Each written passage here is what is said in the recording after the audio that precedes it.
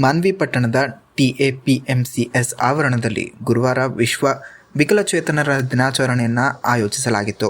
ಈ ಕಾರ್ಯಕ್ರಮವನ್ನು ಸಂಕಲ್ಪ ವಿಶ್ವ ವಿಕಲಚೇತನರ ಒಕ್ಕೂಟ ನಡೆಸಿದ್ದು, ಸ್ಥಳೀಯ ಧರ್ಮಗುರುಗಳು ಉದ್ಘಾಟಿಸಿದರು.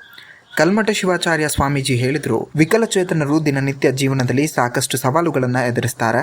ಅವರಿಗೆ ಗೌರವ, ಸಮಾನ ಹಕ್ಕುಗಳು ಮತ್ತು ಬೆಂಬಲ ದೊರಕಬೇಕು. ಅವರ ಶಕ್ತಿ ಮತ್ತು ಸ್ವಾವಲಂಬನೆ ಬೆಂಬಲಿಸುವುದು ನಮ್ಮೆಲ್ಲರ ಜವಾಬ್ದಾರಿ.